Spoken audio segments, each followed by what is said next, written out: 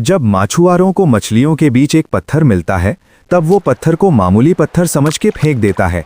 बाद में एक कारीगर उस पत्थर को उठाकर एक दीवार के छोटे से छेद में फिट कर देता है। वो पत्थर वहीं लगा रहता है। काफी समय बाद प्रिया नाम की लड़की राजकुमार को देखने उसी दीवार में चढ़ रही होती है। चढ़ते हुए उसी पत्थर पर उसका पैर टिका होता है। जैसे ही उस राजकुमार की नज़र उस पर पड़ती है वो घबरा जाती है और वो उसी पत्थर के साथ गिर जाती है। जमीन से गिरने के कारण वो पत्थर टूट जाता है। उस पत्थर से सुनहरा बोतल निकल आया। उस बोतल को वो घर ले जाती है। बोतल को साफ करते वक्त उस बोतल का ढक्कन खुल जाता है। अचानक से कमरे में लाल और काली रोशनी फैल जाती है और बोतल से एक जिन निकल आता है। उसको देखते ही वो लड़की बेहोश होकर गिरने लगती है। गिरने से पहले से उस लड़की को जिन ने पकड़ लिया। होश में आने पर जिन कहता है, तुमने मुझे आज़ाद किया है, अब तुम मुझसे कोई भी 3 इच्छाएं मांग सकती हो।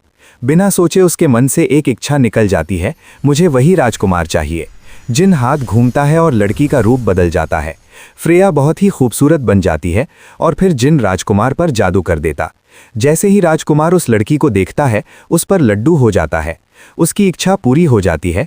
वो सबकी प्यारी राजकुमारी बन जाती है। जब राजकुमार राजा बनने वाला होता है तब फ्रेया दूसरी इच्छा मांगती है, मैं उस राजकुमार के बच्चे की मां बनना चाहती हूँ।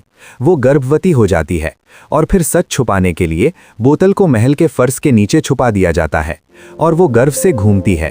लेकिन उस लड़की को पता नहीं होता है कि राजा और राजकुमार के बीच सत्ता की लड़ाई चल रही होती है। राजा एक साजिश रच के अपने ही बेटे को मरवा देता है। अब बारी राजकुमारी की आती है, लेकिन सैनिक उसे पकड़ लेते हैं और उसे तीसरी इच्छा मांगने का मौका नहीं मिलता है और उसे समंदर में फेंक देते हैं। और जिन जब तक उसे बचाने जाता है तब तक फ्रेया की मौत हो जाती है और जिन उसी बोतल में फिर से कैद हो जाता है।